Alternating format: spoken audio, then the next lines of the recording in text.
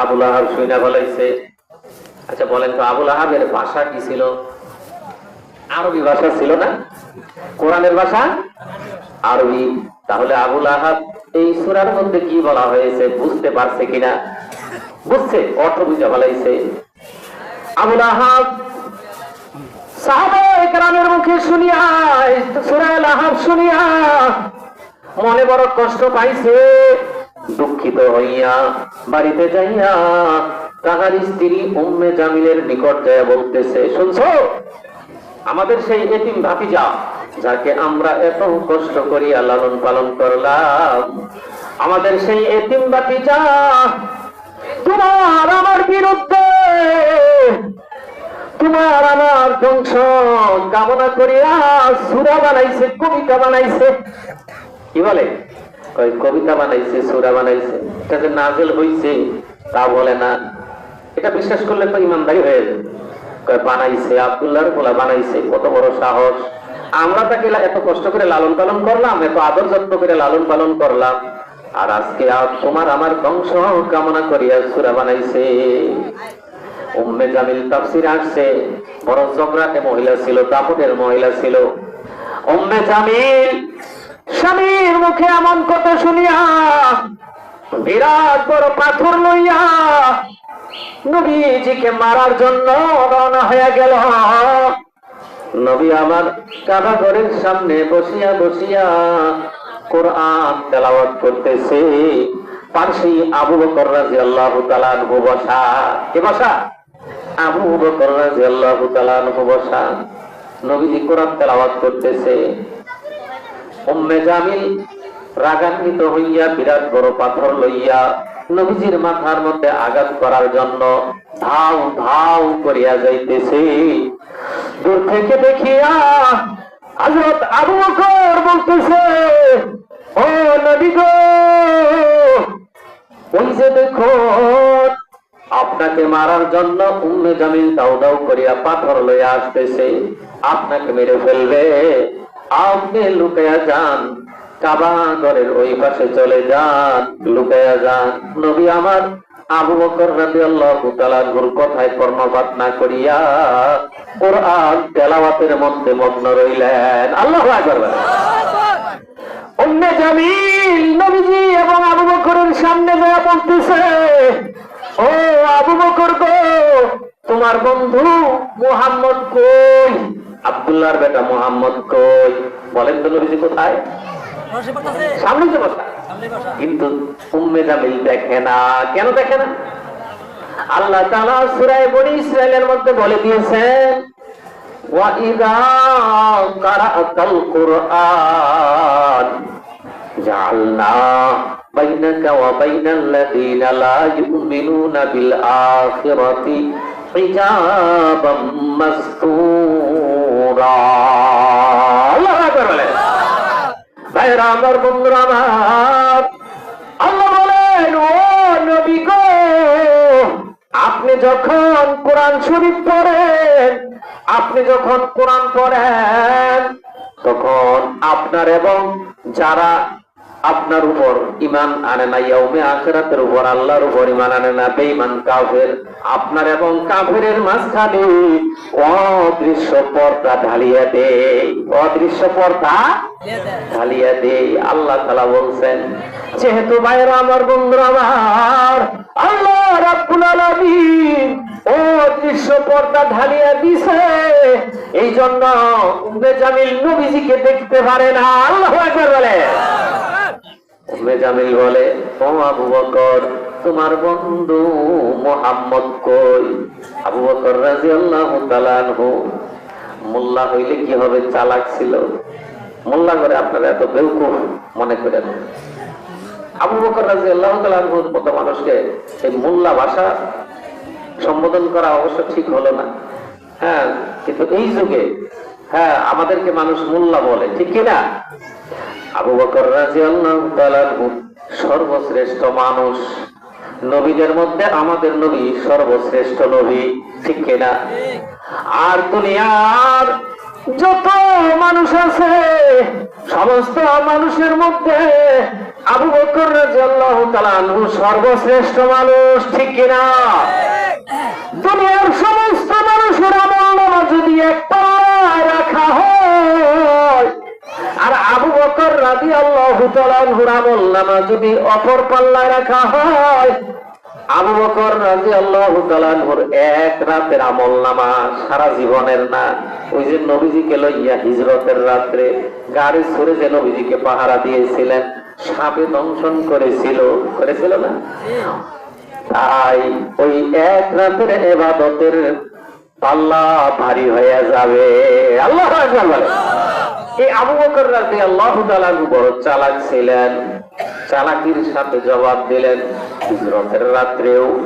এমন যখন নবীজিকে লইয়া যাইতেছে, হযরতে আবু বকর একবার নবীজির ডান দিকে যায়, আবার বাম দিকে যায়, আবার সামনে যায়, আবার পিছনে যায়। হায় হায়, কোন দিক থেকে যেন নবীজির গায়ে তীর আইসা লাগে, কোন দিক থেকে যেন তীর আইসা লাগে। মনে শান্তি পায় না, ডাইনে যায়, বামে যায়, সামনে যায়, পিছনে যায়। এ আবু বকর রাদিয়াল্লাহু তাআলা আনহু সহ নবীজি এমন এক সম্প্রদায় তাদেরকে আটকাইলো, এক সম্প্রদায়ের লোকেরা আটকাইলো। তারা আবু বকর কেউ চিনে না, আমাদের নবীজি কেউ তারা চিনে না। কিন্তু নবীজির নূরানি চেহারা দেখিয়া কিছুটা সন্দেহের উদ্রেক হয়েছে। নবীজির চেহারায় নূর আছে না? ভাইরা আমার, বন্ধু আমার, ওই লোকেরা বলতেছে আপনার সাথে ওই লোকটাকে আবু বকর রাদিয়াল্লাহু তাআলা যদি সত্য কথা বলে তাহলে নবীজিকে মাইরা ফেলানো হয়, আর যদি মিথ্যা বলে তাহলে তো সিদ্দিক উপাধি কাটা যায়, মিথ্যাবাদী হয়ে যায়। মিথ্যা বলা যায় গেছে নাই, মিথ্যা বলা হয়, মিথ্যা কথা বলতে হয়। এজন্য বড় চালাকির সাথে জবাব দিলেন। আবু বকর রাদিয়াল্লাহু তাআলা আনহু বললেন, উনি আমাকে পথ দেখায়, উনি আমাকে পথ দেখায়, রাস্তা দেখায়। ওরা মনে করছে এই লোকটা পথ প্রদর্শক হিসাবে নিয়ে আসছে, যে জঙ্গলের রাস্তা, এই রাস্তা না, এই রাস্তা দিয়া চলো। আসলে কি আবু বকর রাদিয়াল্লাহু তাআলা আনহু এই দুনিয়ার রাস্তার কথা বলছে? না না না।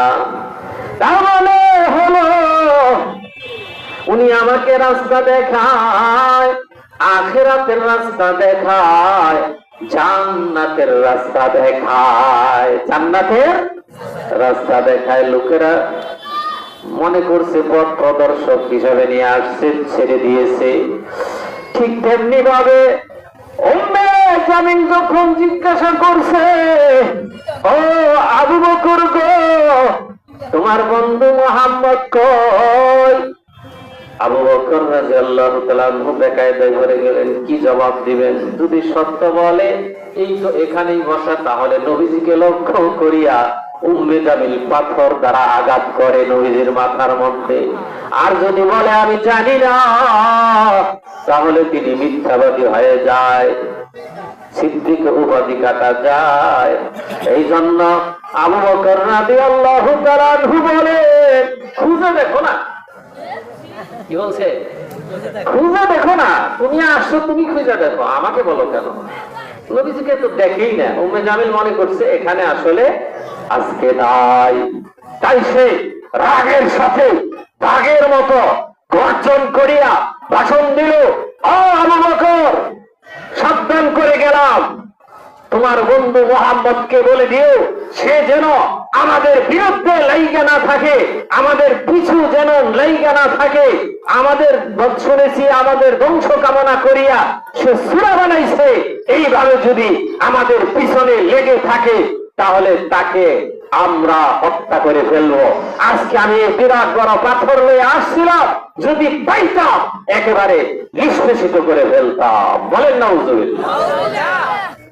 ভাইরা আমার, বন্ধুরা আমার, তাই আল্লাহ রাব্বুল আলামিন বলেন, সায়াসলা নারাং যাতা লাহাবিন ওয়া ইমরাআতু, অতি সত্বর আবু লাহাব এবং তাহার স্ত্রী লেলিহান আগুনের মধ্যে নিক্ষিপ্ত হবে। নবীজির সাথে যারা শত্রুতা করবে, নবীজিকে যারা কষ্ট দেওয়ার ইচ্ছা করবে, তারা নিজেরাই ধ্বংস হয়ে যায়। আল্লাহ বলেন, ইন্না কাফাইনাকাল মুস্তাহজিঈন।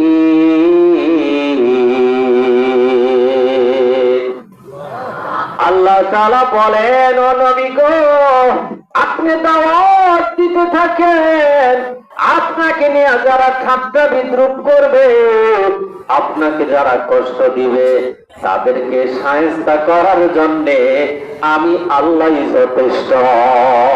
আল্লাহু আকবার বলেন। ভাইরা আমার, বন্ধুরা আমার, যেই নবীকে মহব্বত না করলে পরিপূর্ণ মুমিন হওয়া যায় না, ঠিক কিনা? হযরত হাদিসের মধ্যে আসছে, হযরত ওমর রাদিয়াল্লাহু তাআলা আনহু নবীজিকে হাত ধরিয়া মদিনার অলিতে গলিতে ঘুরে আর বলে, ও নবী গো, আমি এখন আপনাকে আমার জানের চাইতেও বেশি ভালোবাসি, আমি আপনাকে সকলের চাইতে বেশি ভালোবাসি, লেকিন আমার জানের চাইতে আপনাকে বেশি ভালোবাসি না। নবীজি বলেন, হে ওমর, এখনো তুমি পরিপূর্ণ মুমিন হইতে পারো নাই। হযরত ওমর বড় টেনশনে পড়ে গেলেন, অনুশোচনায় পড়ে গেলেন, নিজেকে নিজে প্রশ্ন করতে লাগলেন, এখানে আমি আর নবীজি দুইজন একাই। এই মুহূর্তে যদি কোন নবীজির কোন শত্রু আসে, তাহলে আমি ওমর কি দৌড়ে পালাইব, নাকি নবীজির হেফাজতের জন্য নবীজির সামনে দাঁড়াইয়া যাব, কোনটা করব? আবার নিজে জবাব দেয়, না না না, আমি তো পালাইতে পারবো না, আমি নবীজির হেফাজতের জন্য নবীজির সামনে যাইয়া দাঁড়াইয়া যাব, তাহলে তো আমি নবীজিকে আমার জানের চাইতেও বেশি ভালোবাসি, ঠিক না? নবীজিকে জানের চাইতেও বেশি ভালোবাসতে হবে। এবার হযরত ওমর বলেন, ও নবী গো, এখন আমি আপনাকে আমার জানের চাইতেও বেশি ভালোবাসি। আল্লাহু আকবার বলেন। পাইলে নিরালাই গো নবী, পাইলে নিরালাই, কপালেতে চুমো খাবো, কপালেতে চুমো খাবো, কদম তুলি মাখবো গায়, পাইলে নিরালাই গো নবী, পাইলে নিরালাই। দয়াল নবী কত দূরে,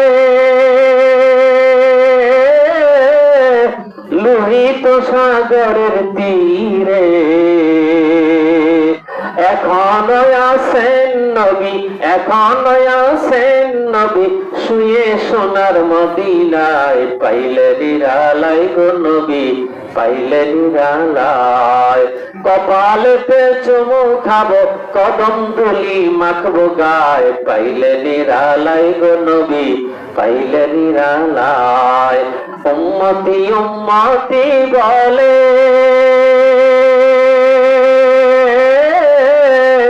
কাঁদলেন নবীজি জনম ভরে,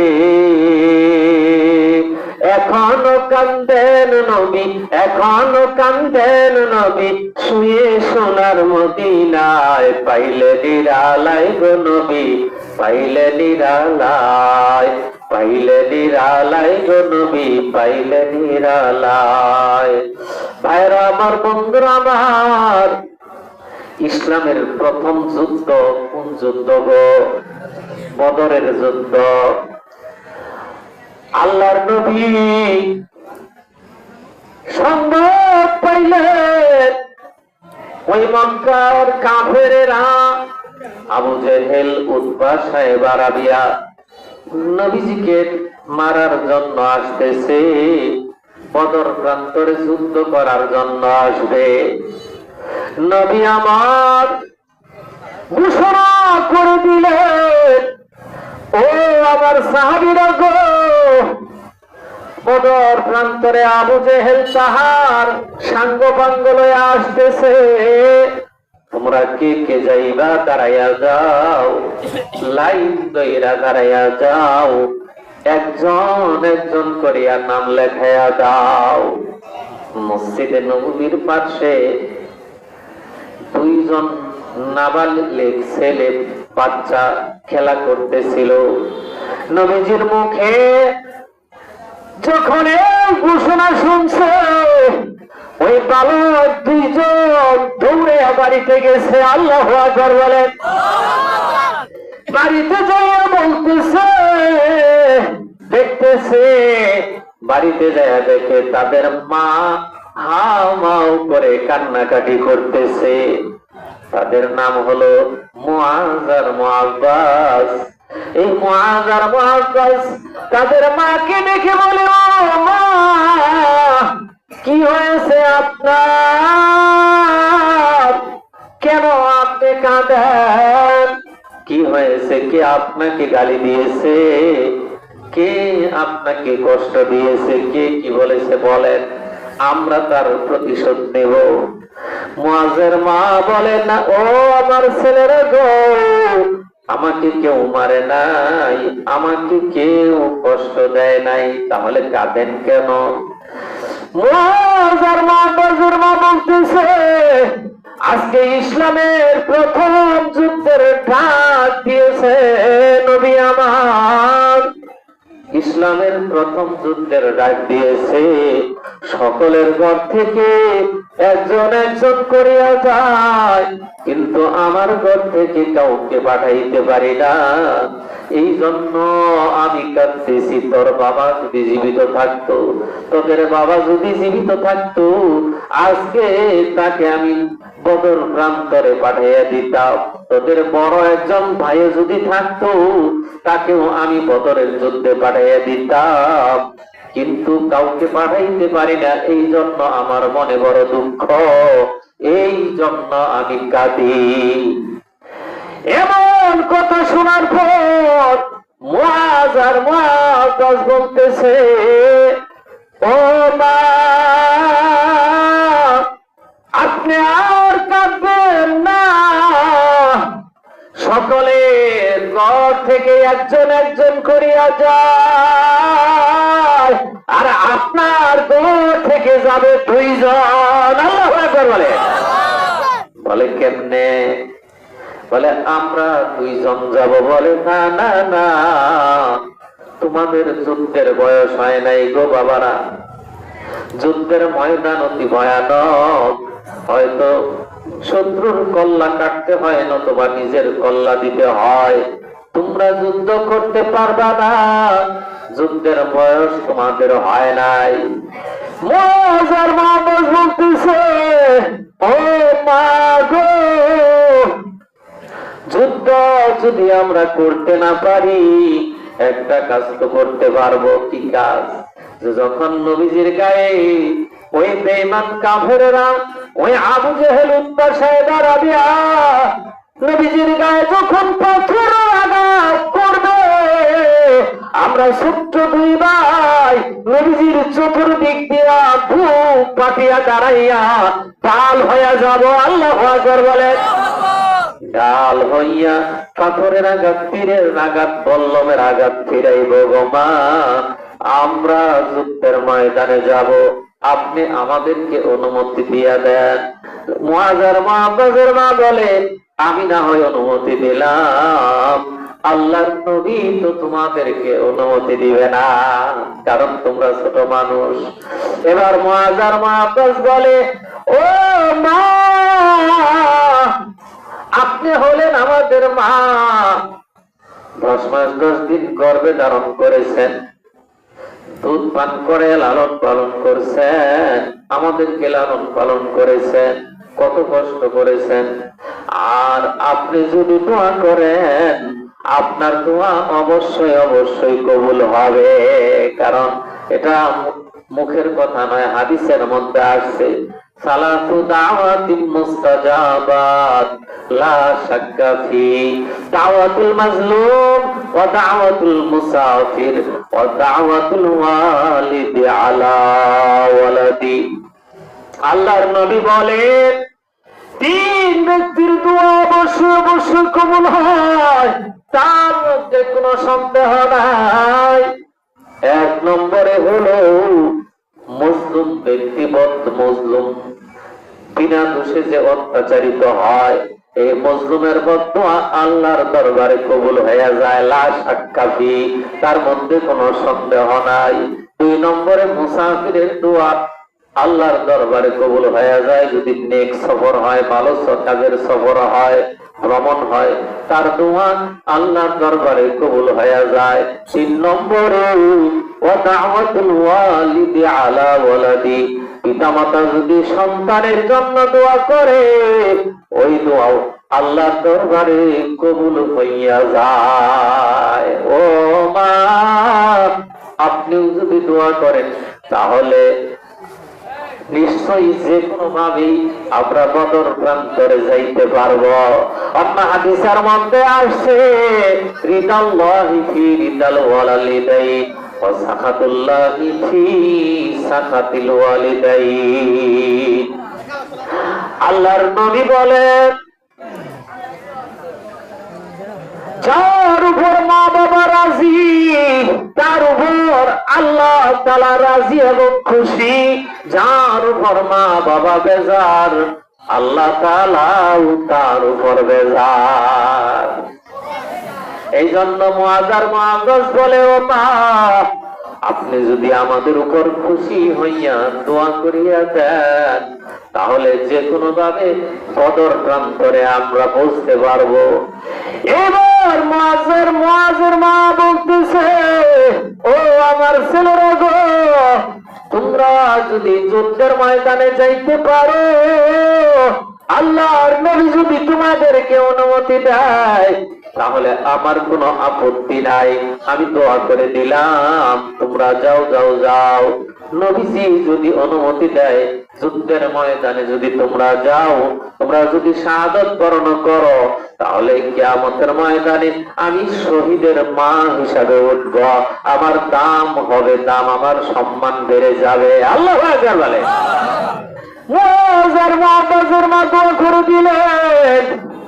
যেই মাত্র মা দোয়া করছে, মুআযার মুআজ্জাজ দৌড়াইয়া ওই যে সাহাবায়ে কেরাম লাইন ধরে দাঁড়িয়ে গেছে, একজন একজন করিয়া নাম লেখে দিতেছে।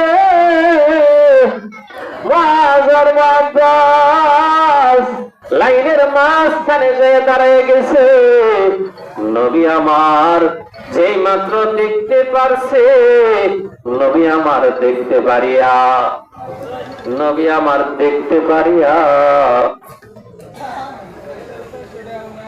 বলতেছে ও মুআজ, তোমরা দুইজন, এই ছোট দুই বালক, তোমরা কে? তোমরা বেরিয়ে যাও, তোমাদের যুদ্ধের বয়স হয় নাই, তোমরা বেরিয়ে যাও, লাইন থেকে তোমরা বেরিয়ে যাও। নবীজির মুখে এমন আদেশ শোনার পর মুআজ্জাজ ছোটজন কাতার থেকে বাহির হয়ে গেছে, আর বড় ভাই মুআজ কাতার থেকে বাহির না হইয়া বৃদ্ধাঙ্গুলির উপরে ভর করিয়া উঁচা হইয়া লম্বা হইয়া দাঁড়াইয়া সামনে যিনি দাঁড়ানো ছিল তার সমান সমান হইয়া দাঁড়াইয়া বলতেছে, এই যে তাকায়া দেখুন, আমার সামনে যিনি দাঁড়ানো আমি তো তার সমান নই, কোন অংশে আমি তার চাইতে কম না, আমি তো তার সমানই উঁচা লম্বা। তাকে যদি আপনি অনুমতি দেন, আমাকে কেন আপনি অনুমতি দিবেন না নবী গো? মেহেরবানি করিয়া আমাকে অনুমতি দিয়া দেন। নবীজি বলেন ঠিক আছে দাঁড়াও, তোমার নামটাও লেখা হবে। সকলের নাম লেখা হয়ে গেছে, সকলের নাম লেখা হয়ে গেছে। এবার যুদ্ধের ময়দানের দিকে চলে যাবে। এমন সময় নবীজির চতুর্দিক দিয়ে ঘুরে আর ঘুমায় ঘুমায় কাঁদে। নবী আমার ডাকিয়া বলে, ও মুআজ্জাজ, কি হয়েছে তোমার? তুমি কেন কাঁদো? তোমার কি দাবি, তোমার কি কথা, তুমি বলো। এবার মুআজ্জাজ বলতেছে, ও নবী গো,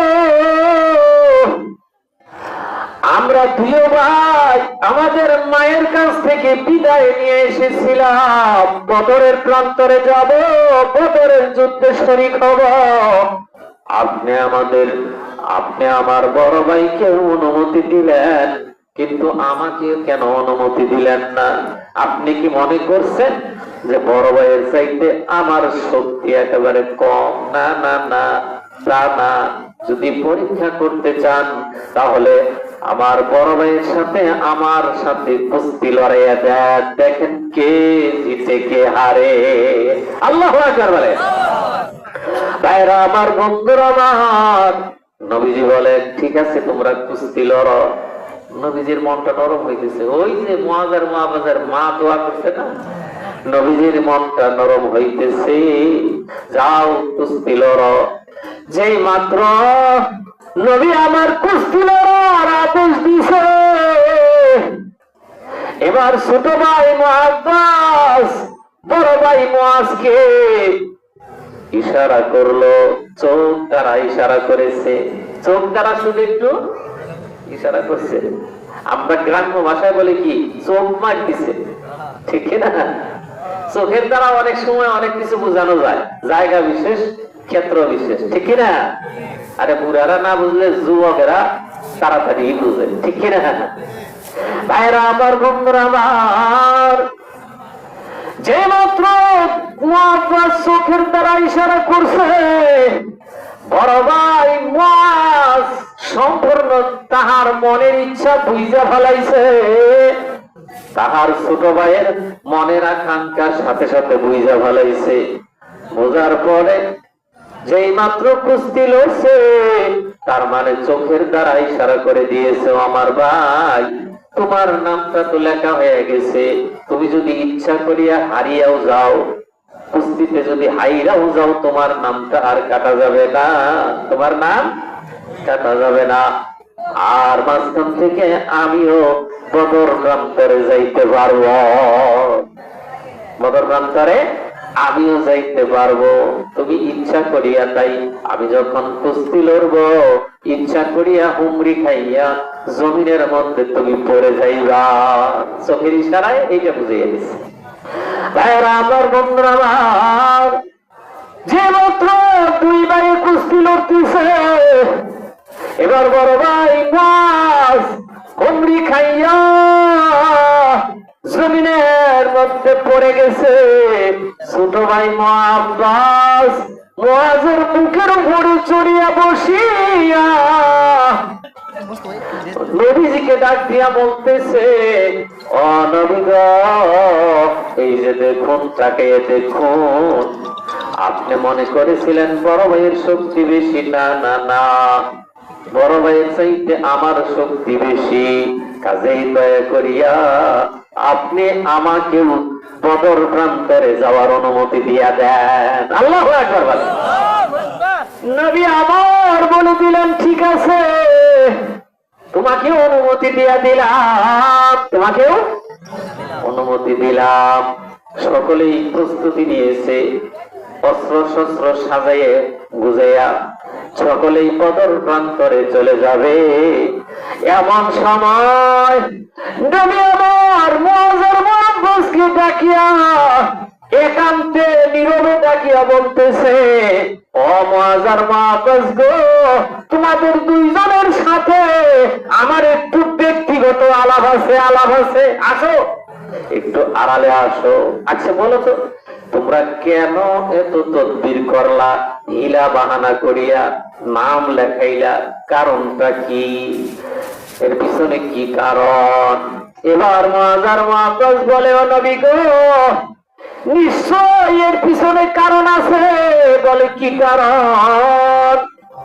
এবার মাজার মাতাজ বলতেছে, ও নবী গো, আপনি যেদিন হিজরত করিয়া মক্কা ছাড়িয়া মদিনায় আসতেছিলেন, আপনার খবর পাওয়ার পর, মদিনায় আসার খবর শোনার পর, মদিনার মুহাজির সাহাবীরা, মদিনার আনসার সাহাবীরা আপনাকে স্বাগত জানাইবার জন্য প্রতিদিন আগাইয়া যাইতো।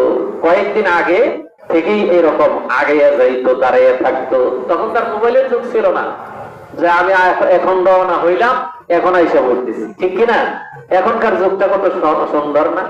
আমরা মাহফিলে যাই, মাহফিল কর্তৃপক্ষ ফোন করে, এখন কোন জায়গায় আছেন? যে এলেঙ্গা গ্যাস পাম্পে আছি। আচ্ছা ঠিক আছে, তাহলে আর 1 ঘন্টা লাগবে, আইসা পড়েন, সহি সালামত আইসা পড়েন, নিশ্চিন্তিত, তাই না? আগের যুগে আমরা দেখছি ছোট সময়, আমরা মাহফিলের দেখছি অবস্থা হয়েছে এমন যে বক্তা দাওয়াত দেওয়া হয়েছে, যেখানে 2 জন লাগবে, 3 জন লাগবে, সেখানে 5 জন দাওয়াত দেওয়া হয়েছে। কেন দেওয়া হয়েছে?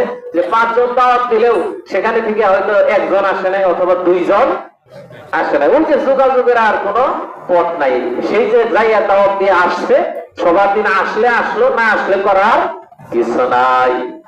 ভাইরা আমার, বন্ধুরা আমার, তাই নবীজি যখন হিজরত করার আদেশ পাইলেন, মদিনার আনসার সাহাবীরা প্রতিদিন যায়া দাঁড়াইয়া থাকতো।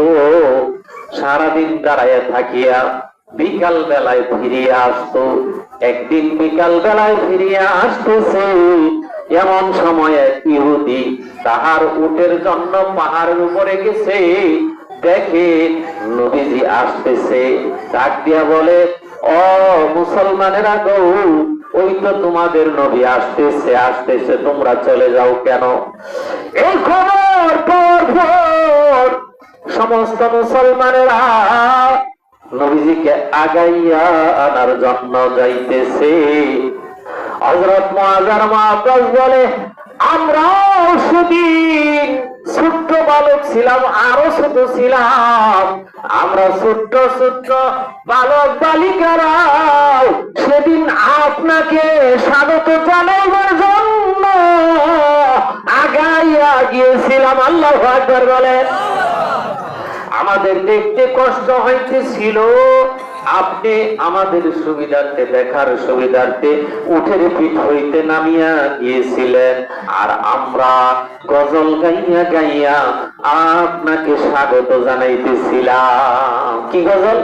তলাআল বাদরু আলাইনা মিন সানিআতিল বিদা ওয়াজাবা শুকরু আলাইনা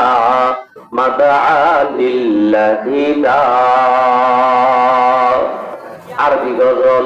আমাদের কবি নজরুল এই আরবি কবিতার বাংলায় অনুবাদ করেছে। রাতের আধার কেটে কেটে আকাশে চাঁদ উঠলো,